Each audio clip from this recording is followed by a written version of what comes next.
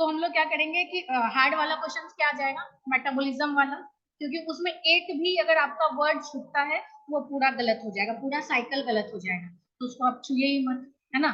एक मॉड्यूल से कितना क्वेश्चन आएगा, आपके पास ऑप्शन भी रहता है, ऑप्शन रहता है ना, इतना ब्लैंक क्यों देख रहे हो अशोक, हाँ ना, रहता है क्वेश्चन, तो आप उसको छोड़ दीजिए, तो जो जो इजी है हम वही करेंगे, टारगेट रहेगा हमारा पास होना है अच्छे मार्क्स से, ठीक है।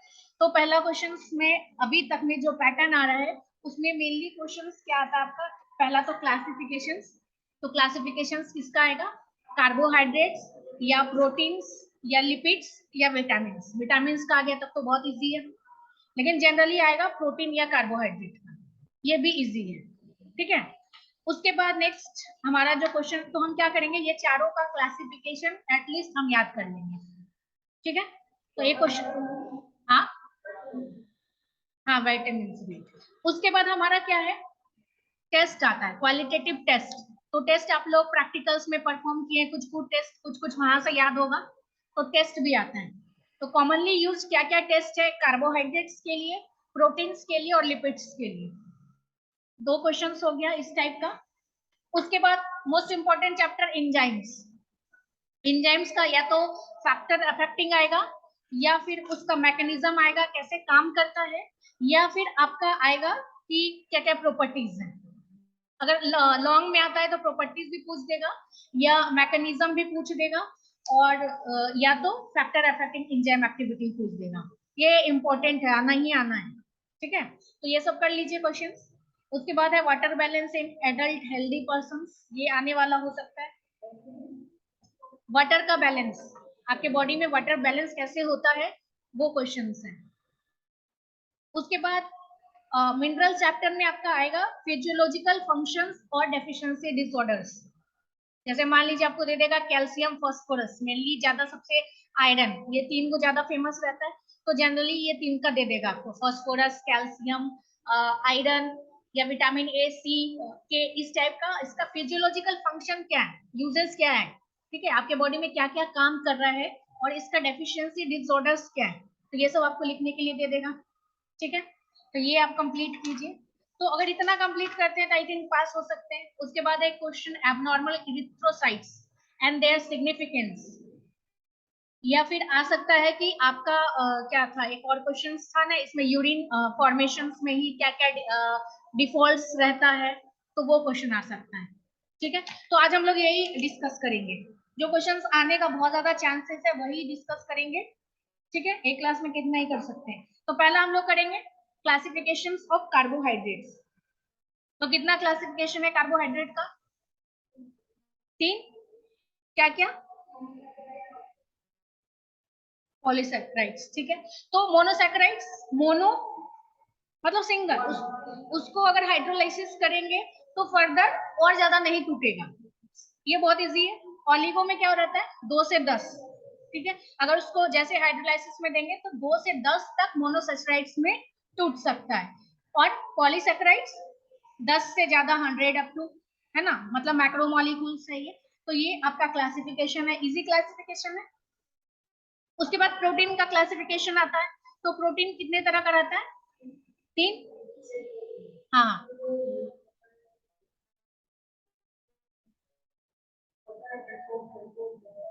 देखिए अभी उतना डिटेल्स में जाने की जरूरत नहीं है, ठीक है, अभी हम पास मार्क्स टाइप में जा रहे हैं, ठीक है, कि हम कैसे पास करें, हमारा मेन मोटो यही होना चाहिए, मतलब अच्छे मार्क्स से, तो इसीलिए बहुत ज्यादा डिटेल्स में नहीं हम जा रहे हैं, शॉर्ट फॉर्म में हम पूरा बायोकेमिस्ट्री जाएंगे अभी, ठीक है।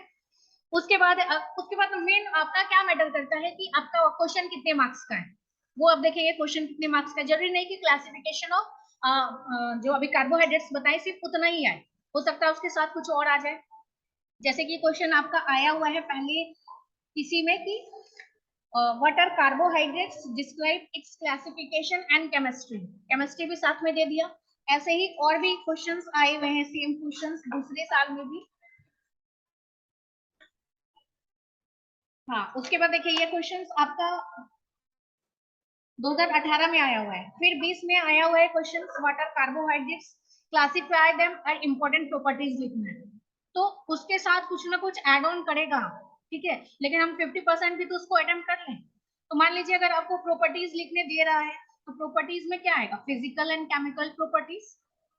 तो आप जो भी टेस्ट है वो आप इसमें लिख सकते हैं, या स्टेरियो आइसोमर्स है, डी है, एल है, क्या क्या है उसका फॉर्मेशंस वो आप लिख सकते हैं। ऑप्टिकल एक्टिविटीज होता है क्या कार्बोहाइड्रेट्स में, उसके बारे में लिख सकते हैं। तो ये सब चीज लिख सकते हैं। इंपॉर्टेंट प्रॉपर्टीज क्या क्या है और क्या क्या कर सकता है कार्बोहाइड्रेट्स, इंपॉर्टेंस अगर पूछेगा तो एनर्जी का सबसे ज्यादा स्रोत है हमारे बॉडी में कार्बोहाइड्रेट्स क्या, तो ये सब आप लिख सकते हैं। तो इसके साथ कुछ ना कुछ एड ऑन करेगा, लेकिन कॉमनली क्या चीज तीनों साल में देखें, क्लासिफिकेशंस। तो क्लासिफिकेशन हम पढ़ लिए, बाकी आगे देखेंगे। अगर आप वैसे ये तीनों हम भेजे हुए हैं ग्रुप में आपको, वहां से आप पढ़ लीजिएगा। ये सिर्फ 4 पढ़ लीजिए ना, सारा क्वेश्चन आप अटेम्प्ट कर देंगे, ठीक है। या नहीं तो 19 का क्वेश्चन, 20 का क्वेश्चन और गेस्ट पेपर, ये 3 पढ़िए, 18 वाले को छोड़ दीजिए, ठीक है। तो इसमें ही आप 90% क्वेश्चन सॉल्व कर लेंगे। तो अब हम प्रोटीन का क्लासिफिकेशन पढ़ते हैं। तो क्लासिफिकेशन ऑफ प्रोटीन कितना है, यहाँ पे भी 3, वहां 3, यहाँ 3। तो ये भी वैसा ही है, सिंपल प्रोटीन जो फर्दर हाइड्रोलाइसिस नहीं होगा, अगर टूटेगा भी तो सिंपल एमिनो एसिड्स में, ठीक है। दूसरा कंजुगेटेड, कंजुगेटेड मतलब कोई भी चीज जुड़ा हुआ है, हाँ। तो जुड़ा हुआ अगर प्रोटीन ही रहेगा तो हम क्यों उसको अलग करेंगे, तो उसमें कुछ नॉन प्रोटीनियस पार्ट जुड़ा होता है, जैसे विटामिन हो गया, फैट्स हो गया, लिपिड्स हो गया, कुछ भी कार्बोहाइड्रेट्स हो गया, कुछ भी, या कलर्ड पार्ट, कुछ भी अलग चीज जुड़ा है प्रोटीन्स में, तो वो दोनों साथ में है, तो उसको हम लोग बोलते हैं कंजुगेटेड। और जो चीज जुड़ा है उसको हम लोग बोलते हैं प्रोस्थेटिक ग्रुप, ठीक है। तो कंजुगेटेड सिंपल में कोई दिक्कत। अब थर्ड है डिराइव, मतलब उससे हम कुछ निकाले, तो किससे निकालेंगे, या तो सिंपल से निकालेंगे या कंजुगेटेड से निकालेंगे। तो निकालने के लिए हमको क्या करना पड़ेगा, कुछ ना कुछ प्रोसेस में जाना पड़ेगा, एंजाइमेटिक रिएक्शंस करा दे, उसको हीट कर दे, कुछ ना कुछ रिएक्शंस कराएंगे या कुछ एड ऑन कराएंगे, कंडेंसेशंस में डाल दे, तो कुछ जो नया हम डिराइव करते हैं उसको हम लोग बोलते हैं डिराइव प्रोटीन्स। कोई दिक्कत। उसके बाद भी और भी है, जैसे फिब्रस प्रोटीन, ग्लोबुलर प्रोटीन, तो वो अलग क्लासिफिकेशन होता है। जैसे फिब्रस प्रोटीन फाइबर लाइक है, लंबा जैसा प्रोटीन, ग्लोबुलर स्फेरिकल या गोल टाइप का। तो हमारे बॉडी में जो ज्यादा फंक्शंस करता है वो हमारा ग्लोबुलर प्रोटीन्स है, जैसे एंजाइम्स, हार्मोन्स। और फिब्रस प्रोटीन बहुत कम काम करता है, लेस बायोलॉजिकल फंक्शंस है, जैसे केराटिन हो गया हमारे हेयर्स में, हालांकि यहाँ पे भी काम करता है, केराटिन कम होगा तो हेयर फॉल होने लग जाएगा, लेकिन बाल रहे ना रहे क्या मतलब है, क्या प्रदीप जी कुछ मतलब है?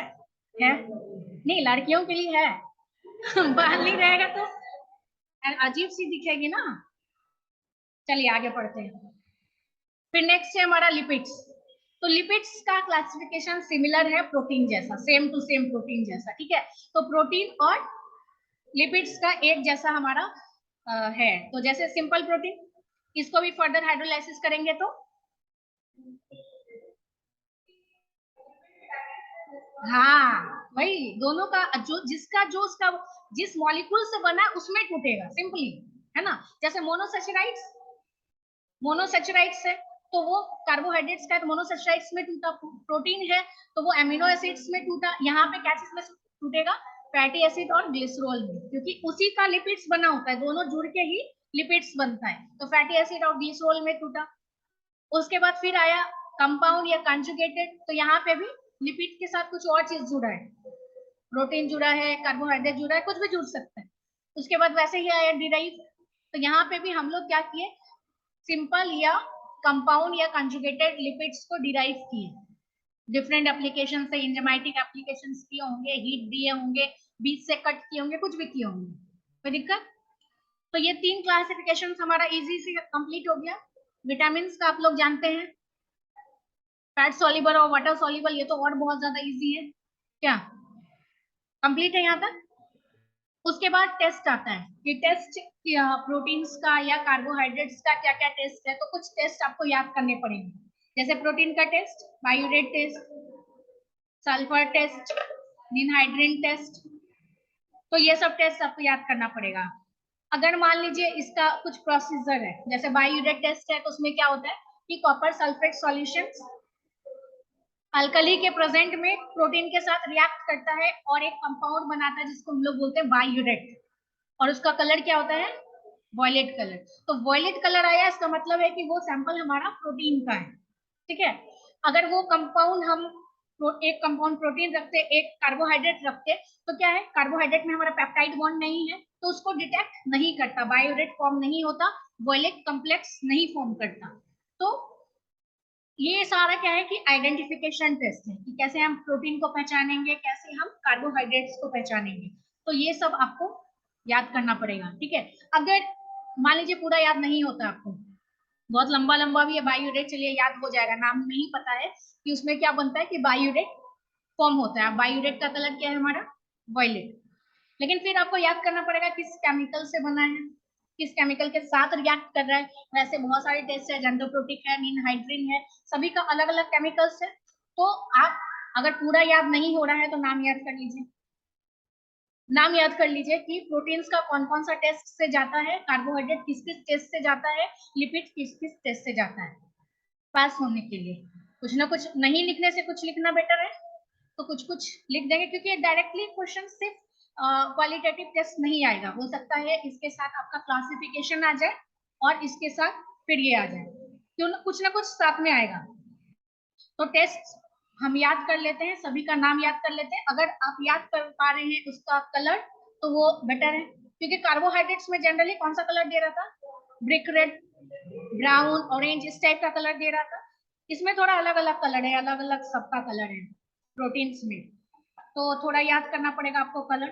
तो आप क्या कीजिए कि एक चार्ट बना लीजिए, कार्बोहाइड्रेट का टेस्ट का नाम, उसका कलर कॉम्प्लेक्स क्या दे रहा है वो याद कर लीजिए, ठीक है। पूरा केमिकल नाम नहीं याद हो रहा है तो ये एक चार्ट हम याद कर लेंगे, कुछ मार्क्स। हाँ, वाह, वेरी गुड। चलिए आगे पढ़ते हैं हम लोग। उसके बाद वैसे ही हमारा क्वालिटेटिव टेस्ट फॉर कार्बोहाइड्रेट्स है। तो टेस्ट में जनरली आपका कार्बोहाइड्रेट्स का आएगा या प्रोटीन्स का आएगा या लिपिड्स का आएगा। लिपिड्स का तो इजी है, उसमें कुछ नहीं, ग्रीस व्रीस गिराने वाला है, उसमें स्पॉट टेस्ट है, तो उसमें कलर कॉम्प्लेक्स सब तो है ही नहीं जनरली। तो कलर वाला आपको किस में याद करना पड़ेगा, कार्बोहाइड्रेट, कार्बोहाइड्रेट्स एंड प्रोटीन में। और कार्बोहाइड्रेट्स का बहुत इजी है, क्योंकि इसका जितना कलर है जनरली ब्रिक रेड है, हाँ, कॉपर टू ऑक्साइड निकल रहा है, ठीक है। तो कार्बोहाइड्रेट्स का याद करना इजी है, जैसे मॉलिस टेस्ट है, मॉलिस टेस्ट सिर्फ पर्पल कलर देता है, बाकी फेलिंग, बेनेडिक्ट, बाकी और भी जितने भी हैं, बारफोर्ड, ये सारे आपको ब्रिक रेड कलर देते हैं, आयोडीन ब्लू ब्लैक कलर देता है, ठीक है। कोई दिक्कत यहाँ तक, याद करना पड़ेगा। तो आप क्लासिफिकेशन याद करेंगे सभी का और क्वालिटेटिव टेस्ट याद करेंगे सभी का, ठीक है। उसके बाद लिपिड्स का आया, तो लिपिड्स का पहला हम टेस्ट क्या करते हैं, सॉल्युबिलिटी टेस्ट करते हैं। सॉल्युबिलिटी टेस्ट हम कार्बोहाइड्रेट्स में भी करते हैं, बहुत इजी है, सीधा मिला दीजिए, जो मिल रहा है वाटर में मतलब प्रेजेंट है ग्लूकोज। उसके बाद सॉल्युबिलिटी टेस्ट हम लिपिड्स का करते हैं, तो क्या होगा, क्या लगता है, लिपिड सॉल्युबल होगा वाटर में, नहीं होगा, लेकिन किस में होगा, नॉन पोलर में, जैसे क्लोरोफॉर्म, ईथर, बेंजीन, ये सब में होगा, ठीक है। उसके बाद जैसे मान लीजिए घर में, हाँ हाँ, अल्कोहल में भी होगा, कोई भी अल्कोहल, मिथाइल मिथाइल कोई भी अल्कोहल में होगा। उसके बाद हम लोग क्या करते हैं कि जैसे कभी कभी होता है कि पेपर पे घी गिर जाता है, एक स्पॉट बन जाता है, जिसको आप आर पर देख सकते हैं, ट्रांसलूसेंट देख सकते हैं, मतलब पूरा तो नहीं लेकिन ट्रांसलूटेंट टाइप का देख सकते हैं, तो ये एक टेस्ट है। उसके बाद एक्रोलिन टेस्ट है। एक्रोलिन टेस्ट में क्या होता है कि एक्रोलिन प्रोड्यूस होता है किसके तहत में, पोटेशियम बाइसल्फेट और एक्राइलिक एल्डिहाइड में, जैसे ही आप ग्लिसरॉल को देंगे तो एक्रोलिन का फॉर्मेशन होगा, जैसे एक्रोलिन फॉर्म करेगा तो हमको पता चलेगा कि लिपिड्स प्रेजेंट है। तो कुछ कुछ या इमल्सिफिकेशंस में जाएगा, इमल्सिफिकेशंस में क्या होता है, अलग फॉर्मेशन हो जाता है। अब देखिए तेल पानी में घुलता नहीं है, ऊपर में जमा हो जाएगा, इमल्सिफाइड हो जाएगा, तो इमल्सिफिकेशन। तो लिपिड्स का क्वालिटेटिव टेस्ट याद करना इजी है ना, जनरली आपके घर के आसपास होते रहता है तो आपको पता है। उसके बाद सबसे ज्यादा ये इंपॉर्टेंट चैप्टर क्या है, एंजाइम्स, इससे बहुत बड़ा बड़ा क्वेश्चन आता है, लॉन्ग टाइप क्वेश्चन, तो याद कर लीजिए एंजाइम्स, पूरा चैप्टर ही कंप्लीट कर लीजिए। तो एंजाइम्स क्या है, हाँ, बायोलॉजिकल कैटलिस्ट जो हमारे बॉडी का रेट ऑफ रिएक्शन बहुत तेजी के साथ बढ़ा रहा है। अगर मान लीजिए एंजाइम्स नहीं होता तो हम खाना आज खा रहे हैं, हमारा डाइजेशन 1 महीना बाद हो सकता था, कितना अच्छा रहता। 1 महीना तुमको खाने की जरूरत नहीं है, कितना अच्छा रहता। सो अच्छा नहीं रहता, क्यों? फिर करना ही क्या था, खाना ही 1 महीना बाद है, तो फिर 1 महीना बाद हम कुछ काम करते ना, तब तक सोते रहते सभी लोग, आराम करते। क्या होता? हाँ हाँ, कुंभकर्ण टाइप भी रहते हैं हम लोग फिर। तो लेकिन ऐसा तो होता नहीं है। हमारा जैसे ही थोड़ा भी कुछ एंजाइमेटिक गड़बड़ हुआ तो हम तुरंत जाके एक एंजाइम्स लेके आते हैं डाइजेशन सही करने के लिए, लेके आते हैं ना, कुछ एमाइलेज टाइप का कुछ सिरप विरप लेके आते हैं पीने के लिए। तो एंजाइम्स क्या करता है कि हमारे बॉडी में विदाउट कोई केमिकल या फिजिकल चेंजेस किए बिना हमारा रेट ऑफ रिएक्शन बढ़ा देता है, तो इसीलिए इसका नाम है बायोलॉजिकल कैटलिस्ट। अब क्या क्या फैक्टर है जो एंजाइम के एक्टिविटीज को बढ़ा देगा, तो कौन कौन सा फैक्टर है?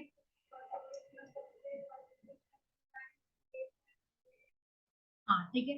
तो पहला है सबस्ट्रेट। तो जितना सबस्ट्रेट मतलब जो रिएक्ट करने आया है, ठीक है, तो जितना ज्यादा सबस्ट्रेट रहेगा, कैसे? सबस्ट्रेट क्या है कि जितना इनिशियली उसको केमिकल मिलेगा वो उतना तेजी के साथ करेगा, लेकिन एक वक्त के बाद हमारा एंजाइम खत्म है लेकिन सबस्ट्रेट बहुत है, तो फिर कांस्टेंट हो जाएगा ना, क्योंकि सबस्ट्रेट से कोई मतलब नहीं है, एंजाइम से मतलब है। जितना ज्यादा एंजाइम उतना ज्यादा रिएक्शन। अगर मान लीजिए सबस्ट्रेट फॉर एग्जांपल नंबर्स में हम गिनते हैं, सबस्ट्रेट 100 है और 50 एंजाइम्स है, तो क्या होगा? इनिशियली बहुत तेजी के साथ 50 के साथ हो जाएगा, फिर 50 वाला क्या करेगा? कांस्टेंट हो जाएगा, ऑब्वियस।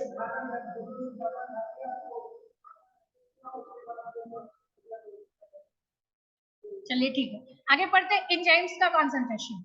तो जितना ज्यादा एंजाइम उतना ज्यादा रिएक्शन, डायरेक्टली प्रोपोर्शनल है।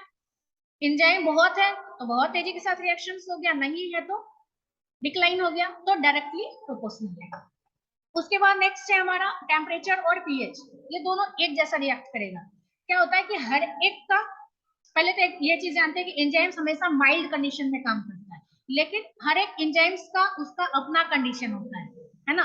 जैसे मान लीजिए हम अपना डाइजेस्टिव एंजाइम का ही बात करें, तो जो पेप्सिन है वो हमारा एसिडिक है, क्योंकि वो हमारा स्टमक में काम कर रहा है। दूसरा, अगर मान लीजिए हम पेनक्रिएटिक एमाइलेज का काम कर लेते हैं, या पेनक्रिएटिक जूसेस का लेते हैं, या पेनक्रिएटिक एंजाइम्स का बात करते हैं, तो उसका पीएच क्या होगा? बेसिक 8 से ऊपर 8-9 के रेंज में होगा, क्योंकि वो इंटेस्टाइन में रहता है। तो सभी का अपना अपना पीएच और टेम्परेचर है, ठीक है। तो एक खास टेम्परेचर है जिसमें वो सबसे ज्यादा काम करेगा, या एक खास पीएच है जिसमें वो सबसे ज्यादा काम करेगा। जैसे पेप्सी सबसे ज्यादा काम किस पीएच में करेगा? 1 से 3 तक का विंडो रख सकते हैं उसके लिए, है ना। तो अगर मान लीजिए उसको 0 दिए, 0 पीएच, तो धीरे धीरे काम करेगा। 1 दिए थोड़ा और काम बढ़ेगा, 2 दिए और काम करेगा, 3 पे मान लीजिए एक्सट्रीम काम किया, फिर 4 दिए, फिर स्लो होने लग जाएगा, क्योंकि फिर वो बेसिक इधर जा रहा है। 5 दिए और कम हुआ, 6 दिए और कम हुआ, 7 न्यूट्रल हो गया, बिल्कुल काम बंद कर दिया। तो उसका जो एक हाईएस्ट पॉइंट जहां पे दिखेगा कि ये सबसे ज्यादा काम कर रहा है, उसको हम लोग बोलते हैं ऑप्टिमम। कुछ भी, टेम्परेचर है तो टेम्परेचर, पीएच है तो पीएच, कोई दिक्कत? तो वैसे ही टेम्परेचर भी सभी के लिए अलग अलग है, एक खास टेम्परेचर है, एक खास पीएच है जिसपे वो काम करता है। तो उसके आसपास का जो भी टेम्परेचर होगा, उसके मान लीजिए बढ़ रहा है 35 टेम्परेचर है, तो अगर 20 दिए तो धीरे धीरे बढ़ना शुरू होगा, 30 तक में बढ़ेगा, 35 में हाईएस्ट शो करेगा।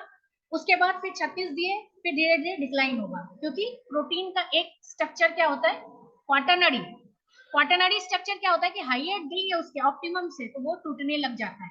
टूटेगा तो क्या होगा? काम करना बंद कर देगा, ऑब्वियस।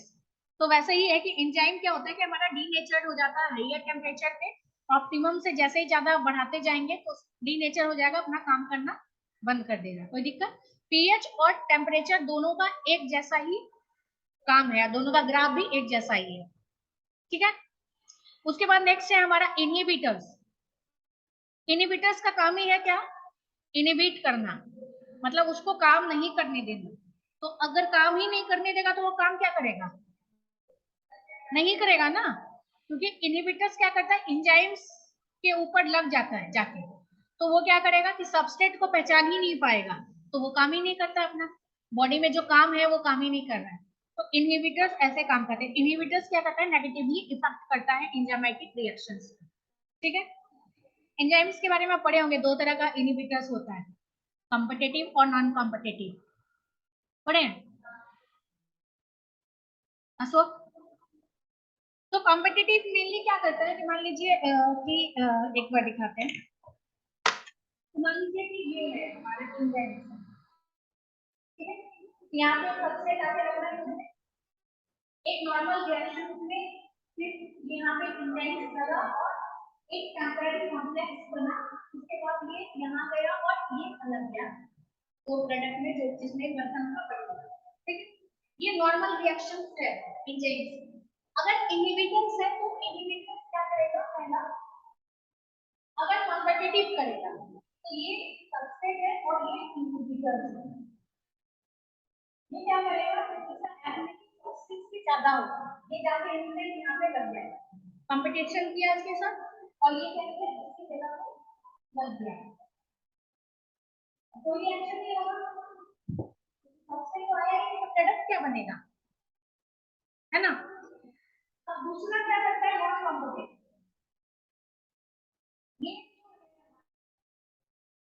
यहाँ पे नहीं लगती पोर्शन पे जाके लगेगा, तो अब यहाँ पे क्या करेगा, ये यहाँ जैसे रिड्यूस हो तो इसका थोड़ा सा गड़बड़ी करेगा, आगे कॉन्फॉर्मेशन चेंजेस करेगा, तो अब जो है इसको यहाँ पे फिट होने का चांस नहीं मिलेगा, तो क्या है वो रिएक्शन वो दूसरी गति पर बैठ जाएगा, तो ये हमारा सीधा कंपटीशन में जा रहा है, इसमें कॉम्पिटिटिव इनहिबिटर्स, ये हमारा सीधा नहीं जा रहा है, ये नॉन कॉम्पिटिटिव इनहिबिटर्स, ठीक है।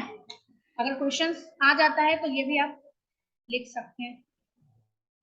नेक्स्ट है हमारा एंजाइम एक्शंस, एंजाइम कैसे एक्शन कर रहा है, एक तो हमारा एंजाइम ऐसे ही काम करता है, ऊपर वाला जो हम दिखाएं क्या करता है कि उसका एक एक्टिव साइट है, दूसरा साइट कैटालिटिक साइट है, तो एक्टिव साइट पे आके लग गया, ठीक है, तो एक्टिव साइट पे जैसे ही वो आके लग जाता है तो एक टेम्परेरी कॉम्प्लेक्स फॉर्म होता है, और इसका जो बाइंडिंग होता है वो क्या होगा, वीक या स्ट्रॉन्ग, क्या होगा,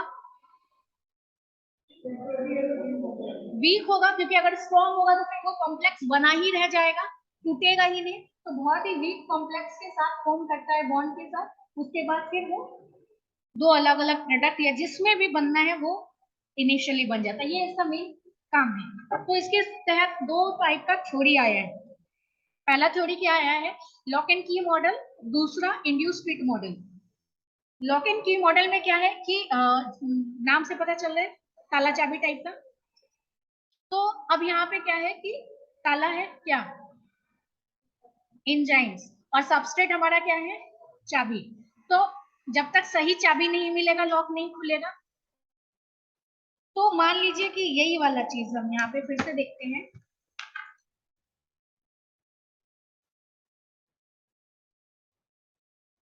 ठीक है, अब इसका सिर्फ अगर ये रहता यहाँ पे फिर बैठता क्या, नहीं, क्योंकि इसके अंदर एक इंटरमीडिएट इसका सेम होना, उसके साथ फिट होना बहुत जरूरी है, जैसे हर एक ताला से हर एक चाबी से ताला नहीं खोल सकते ऑब्वियस, तो वैसे ही इसमें फिट होने के लिए ऐसा सेट का होना जरूरी है, तो सेम सेट का होना चाहिए, ये इसमें फिट नहीं बैठेगा, तो according to Emil Fischer rocket की मॉडल ये इसके साथ कंबाइन नहीं करेगा, तो रिएक्शंस में नहीं जाएगा।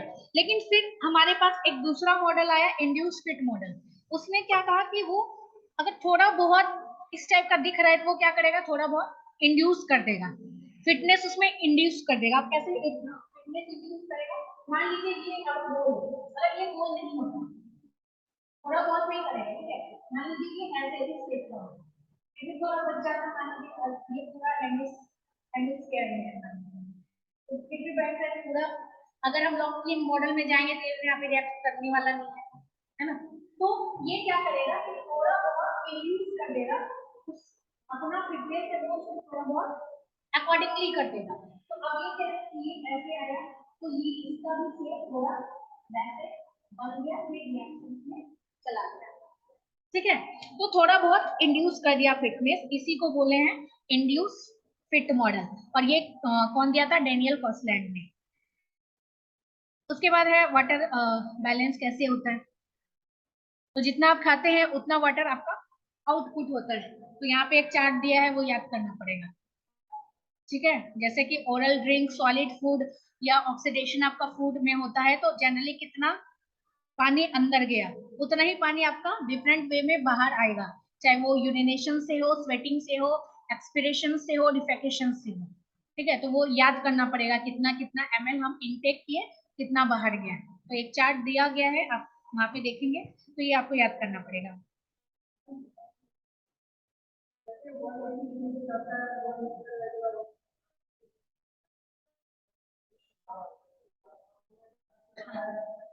तो यूरिनेशंस का ही है ना, बाकी स्वेटिंग है, एक्सपिरेशंस में जाता है, डिफेकेशंस में जाता है। हाँ, टोटल पानी, क्योंकि पानी हमारे बॉडी में रहता नहीं है, इसलिए इंस्टेंट जब भी जरूरत होता है हमको, इंस्टेंट में प्यास लगता है और हम तुरंत में पानी लेते हैं। तो अब ये इसको मैकेनिज्म को बैलेंस कैसे करता है, मान लीजिए तुरंत तुरंत में कैसे बैलेंस हो जाएगा।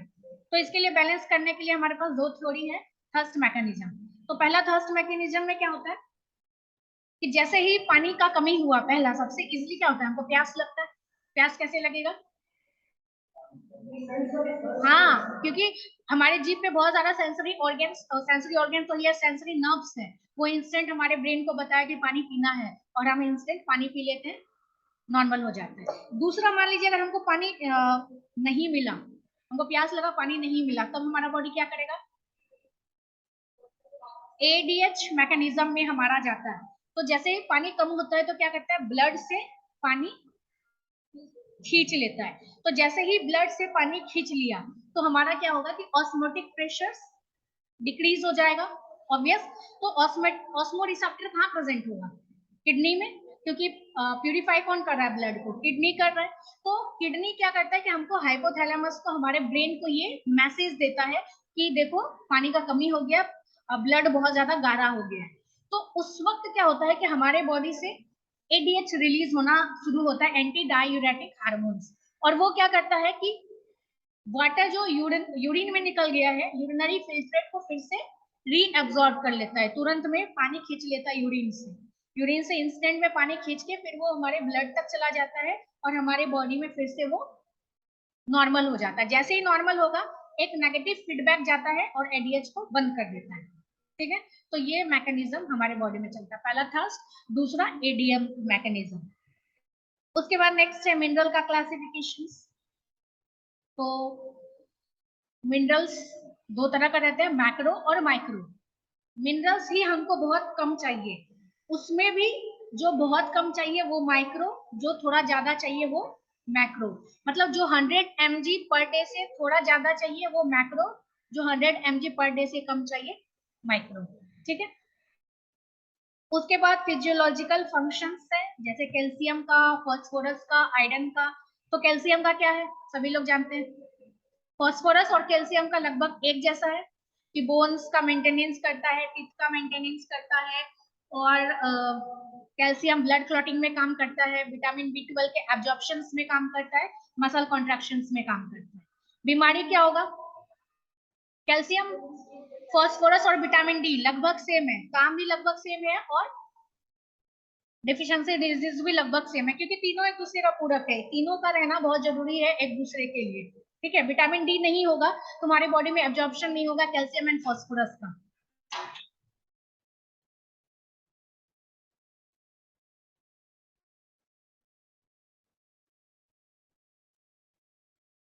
तो कैल्शियम का फिजियोलॉजिकल फंक्शंस क्या है हमारा? पहला तो बोन्स, दूसरा टूथ, टिथ, उसके बाद ब्लड क्लॉटिंग में बी 12 का एब्जॉर्प्शन के लिए, इंट्रिंसिक फैक्टर के लिए, उसके बाद मसल कॉन्ट्रैक्शन के लिए, ब्लड क्लॉटिंग के लिए, ये सब उसका काम है। उसके अलावा भी आपको काम याद आ रहा है तो लिख दीजिए, है ना। कुछ एक चीज का एकदम मेन रहता है, जैसे आप कैल्शियम बचपन से पढ़े होंगे कि बोन्स के लिए हमको चाहिए, टीथ के लिए चाहिए, ये सब तो याद ही होगा, तो नॉर्मली लिख दीजिए। मतलब कभी कभी आप पैनिक कर जाते हैं, जिससे क्या होता है कि नॉर्मल चीज भूल जाते हैं एग्जाम में, है ना। तो पहले पिछला वाला चीज याद कीजिए कि आप क्या क्या जानते हैं, वो सब चीज लिख दीजिए।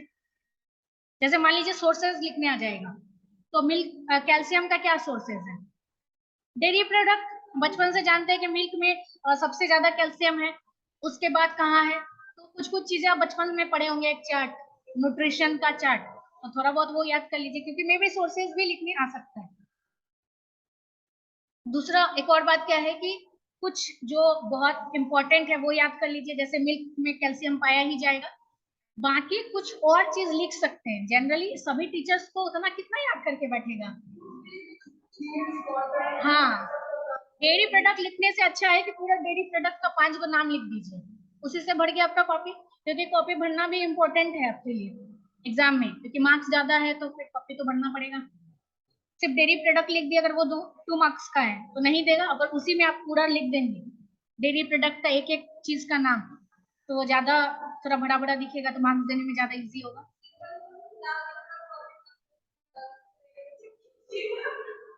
तो थोड़ा अपना कॉमन सेंस भी लगाना, ठीक है। चलिए आगे बढ़ते हैं। अब डेफिशिएंसी डिजीज क्या होगा, तो बोन को खराब करेगा, है ना। तो रिकेट्स हो जाता है, जिसमें बच्चों में क्या होता है कि बोन काफी सॉफ्ट होता है। कोई कोई बच्चे को देखे होंगे बोर्ड टाइप का पैर होता है ना। तो कैल्शियम की कमी के कारण होता है। या ऑस्टियोपोरोसिस हो जाता है बड़ों में। उसमें क्या होता है कि बोन्स काफी वीक एंड ब्रिटल होते हैं, थोड़ा धक्का लगा गिर गए पैर टूट जाता है इंस्टेंट। हम लोग गिरते तो तुरंत में नहीं टूटता है ना। लेकिन बूढ़े से अगर थोड़ा स्लिप किए तो पैर टूट जाता है। क्यों? क्योंकि उनका कैल्शियम खत्म, लॉस होने लग जाता है बोन से। तो ऑस्टियोपोरोसिस हो जाता है। या हमारे बॉडी में जितना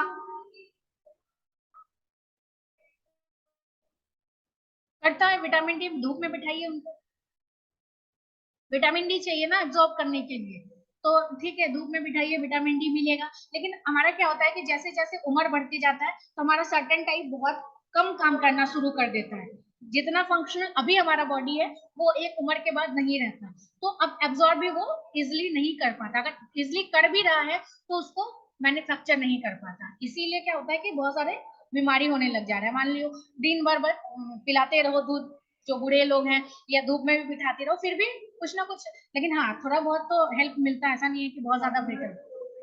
हाँ, कुछ कुछ अगर आप मतलब शुरू से ही उस पर ध्यान रखें, मतलब अभी जिस पड़ाव में है आप, वो तभी से अभी क्या करेंगे, अभी दूध नहीं पियेंगे, जाके उम्र जब बीत जाएगा तब आप दूध पीना शुरू करेंगे, तब तो आपका सारा कैपेसिटी खत्म हो चुका है।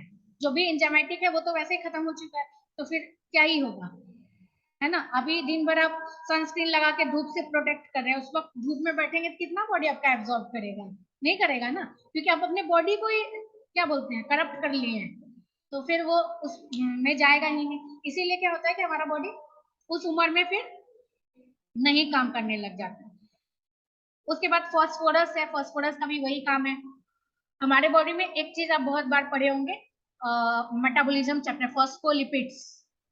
फॉस्फोलिपिड्स, तो ये फॉस्फोलिपिड्स कहाँ से आया? फॉस्फोरस ही जुड़ा होगा। ये फॉस्फोरस कहीं कभी हम खाए होंगे तभी वो फॉस्फोरस डिफॉस्फोरस डिफॉस्फोराइजेशन में आया होगा या फॉस्फोराइजेशन में आया होगा। तो उसके लिए भी जो भी ये मेटाबॉलिज्म में जा रहा है, फॉस्फोराइजेशन हो रहा है, या जो भी फॉस्फेट का काम कर रहा है, फॉस्फोलिपिड्स का फॉर्मेशन है या न्यूक्लिक एसिड का फॉर्मेशन है, उसके लिए आपके बॉडी में फॉस्फोरस का रहना बहुत जरूरी है। बोन्स एंड टिथ तो है ही।